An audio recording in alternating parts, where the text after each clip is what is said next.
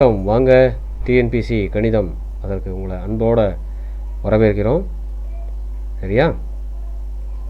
சரி, இந்த பகுதியில் நாம் எதை பற்றி அதிகமாக பார்க்க போகிறோம் அப்படின்னா, முதல்ல சுருக்குதல், இங்கிலீஷில் வந்து சிம்பிளிஃபிகேஷன் அப்படின்னு சொல்லுவாங்க. ரெண்டாவது விழுக்காடு அப்படின்னா பர்சன்டேஜ், மீசிமா மீப்பேவா இது எல்லாருக்கும் தெரியும், எல்சிஎம் ஹச்சிஎஃப், அப்புறம் தனி வட்டி, கூட்டு வட்டி, பரப்பு, கொள்ளளவு.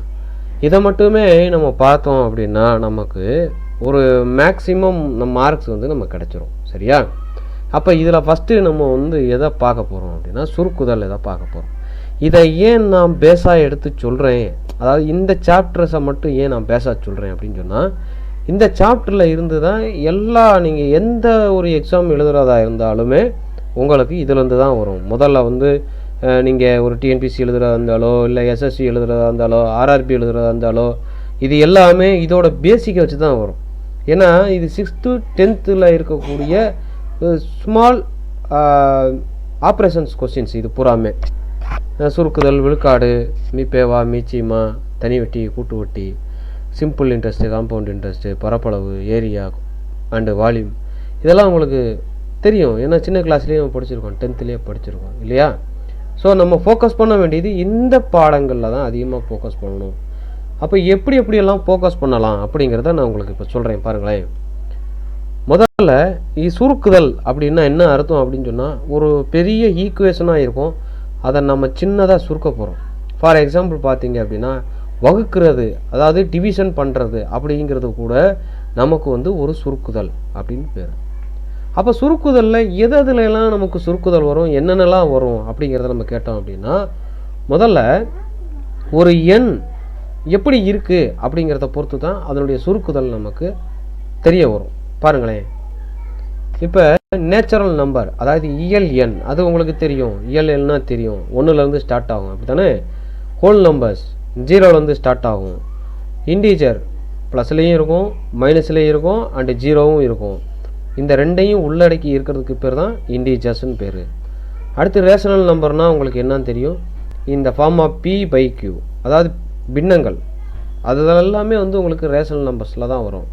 ஆனால் கீழே வந்து நமக்கு 0வாக இருக்கக்கூடாது, அதாவது அஸ் டினாமினேட்டர் வந்து என்னவாக இருக்கக்கூடாது, 0வாக இருக்கக்கூடாது. இரேஷனல் நம்பர் அப்படிங்கிறது உங்களுக்கு இரேஷனல் நம்பர் அப்படின்னா என்ன அப்படின்னா, இரேஷனல் நம்பர்னால் ரூட்டில் இருக்கக்கூடிய நம்பர்ஸ், அதாவது எந்தெந்த நம்பரெல்லாம் பின்னங்களில் இல்லாமல் இருக்கோ அதெல்லாம் வந்து இரேஷனல் நம்பர்னு சொல்கிறோம். ஃபார் எக்ஸாம்பிள் வந்து ரூட்டில் இருக்கக்கூடிய நம்பர்ஸ், க்யூபில் இருக்கக்கூடிய numbers, cube root of, square root of, அது பூராமே இரேஷனல் நம்பர்ஸ். இதுதான் வெரைட்டி, நம்பர்ஸோட வெரைட்டி. அதுக்கு பிறகு இந்த இதெல்லாம் prime number, composite number, even number, odd நம்பருங்கிறதெல்லாம் வந்து என்னன்னு கேட்டீங்க அப்படின்னா, இது ஒரு பார்ட்டு, அவ்வளோதான்.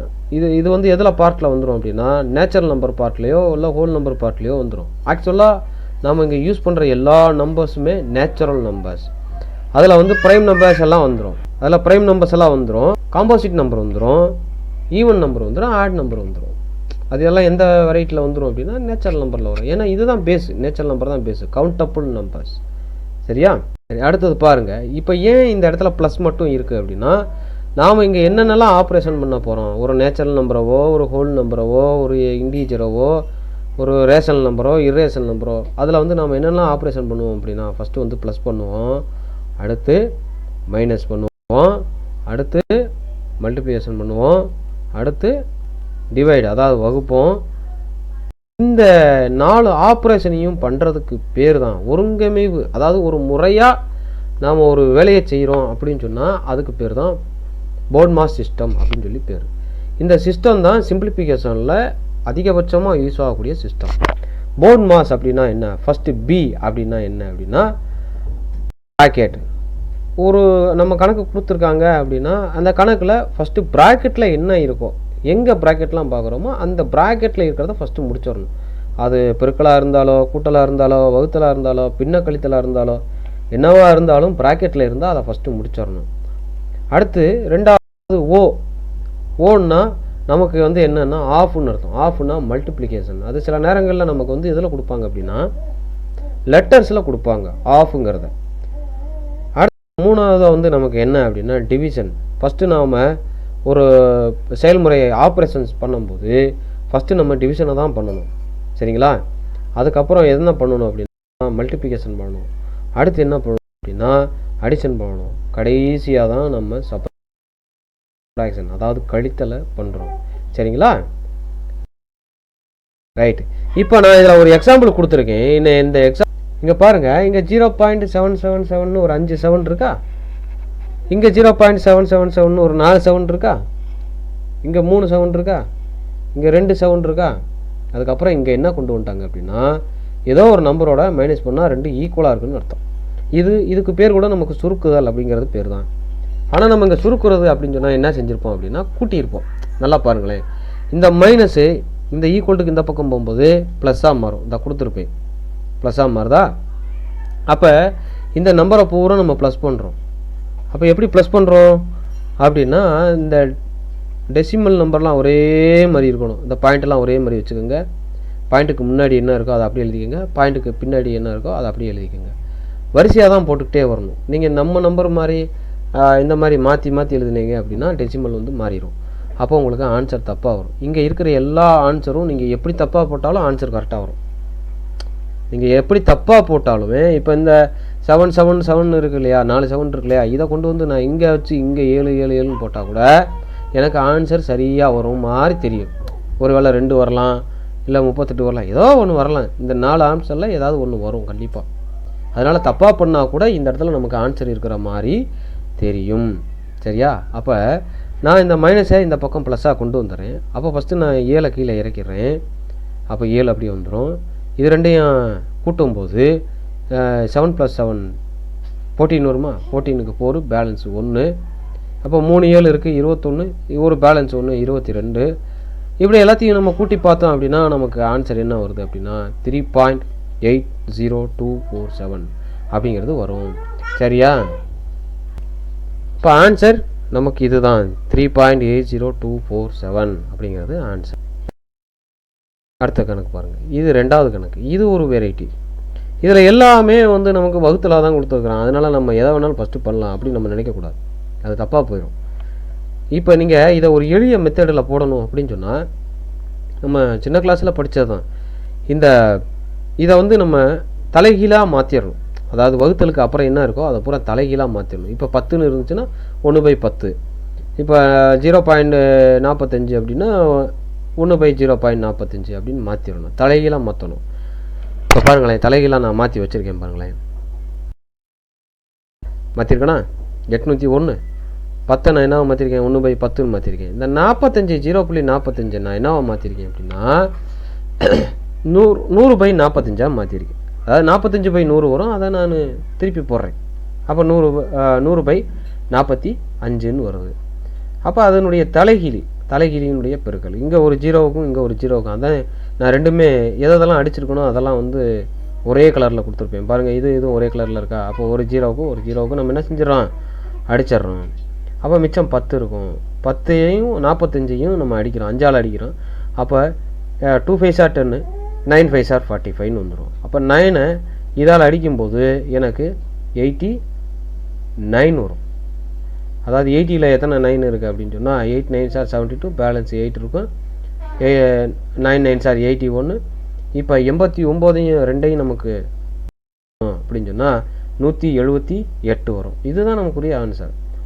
ஆனால் நீங்கள் எப்படி தப்பாக போட்டாலும் அங்கே ஆன்சர் இருக்கிற மாதிரியே இருக்கும். சரியா? அதை வந்து நம்ம வந்து கரெக்ட் பண்ணிக்கணும். இதில் அதான் ஒரு முக்கியமான விஷயம். இதில் சில ட்ரிக்ஸ் எல்லாம் இருக்குது. இதுதான் சின்ன சின்ன ட்ரிக்ஸ். இதுக்கு மேலே நீங்கள் போட்டிங்க அப்படின்னு சொன்னால் கொஞ்சம் குழம்பிக்கிட்டே உட்காந்துருக்கேன். என்னடா 2 வகுத்தல் இருக்கு, ஃபஸ்ட்டு எந்த வகுத்தில் நம்ம போடுறது அப்படிங்கிறத இங்கே நான் என்ன கொடுத்துருக்கேன் அப்படிங்கிறத நல்லா புரிஞ்சுக்கணும். எல்லா பாடங்களிலும் சுருக்குதல் என்பது வரும். உதாரணம் இயற்கணிதம், திரிகோணமிதி.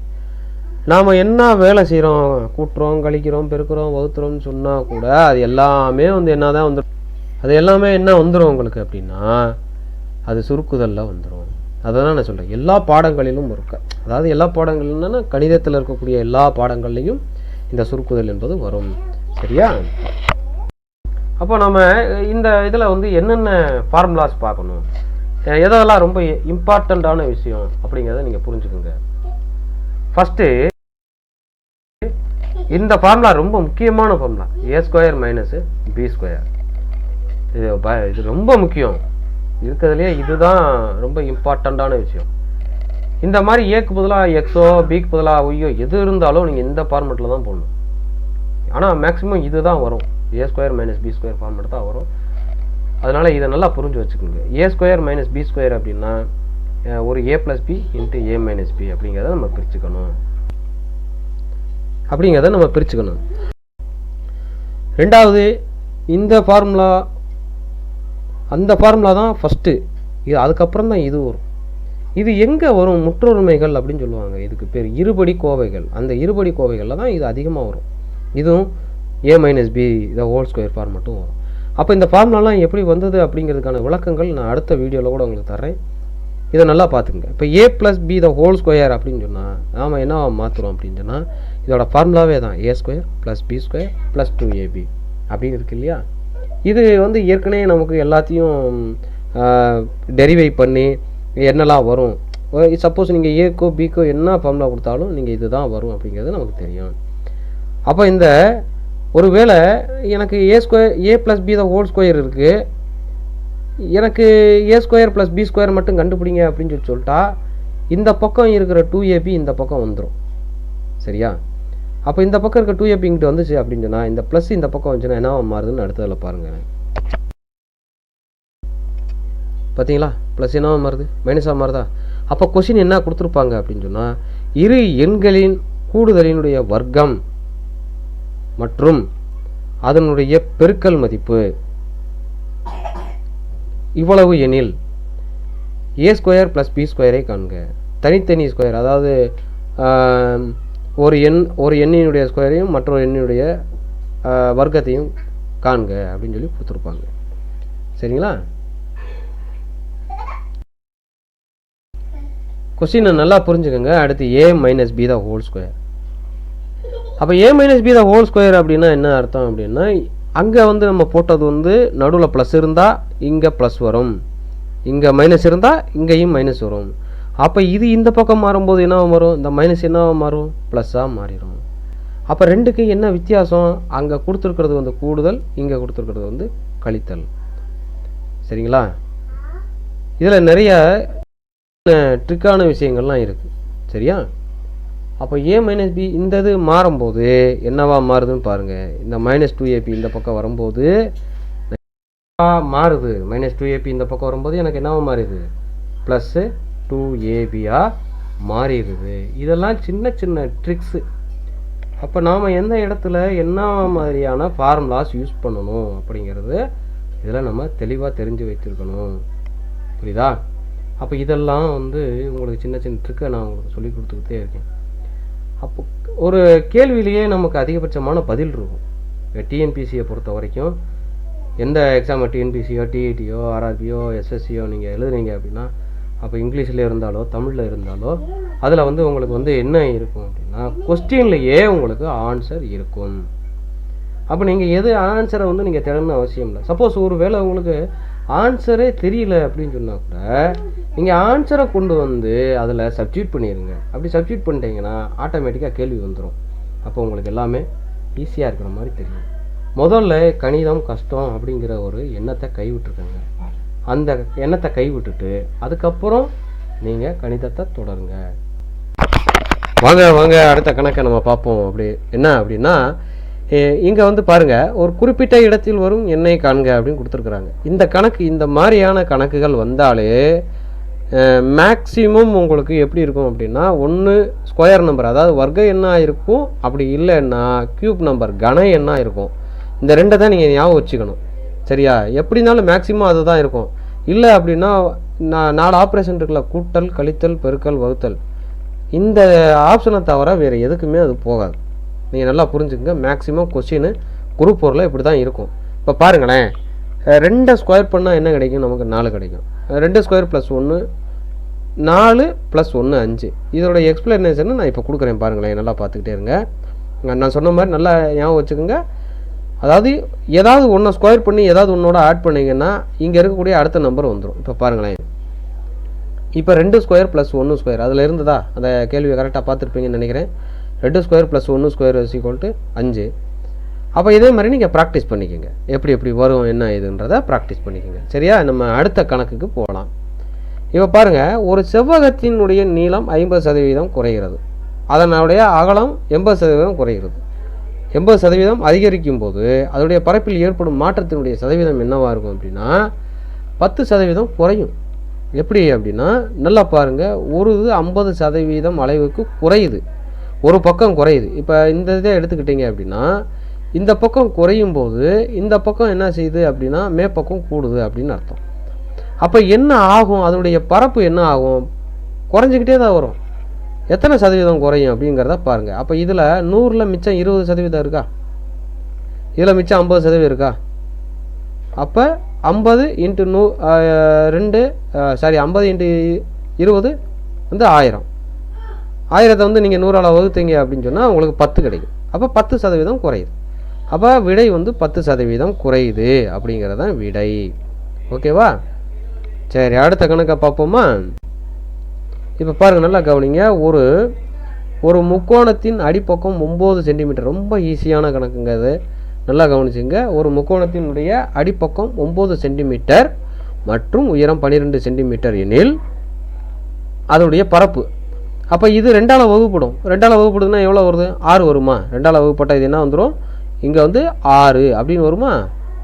இங்கே என்ன இருக்குது, இது 2ஆல் வகுப்பட வேண்டிய அவசியம் இல்லை, நீங்கள் 2ஆல் வகுத்துட்டா போதும். அப்போ 9 × 6, 9 6 எவ்வளவு? 54. அவ்வளோதான் கணக்கு, அவ்வளோதான் முடிஞ்சு.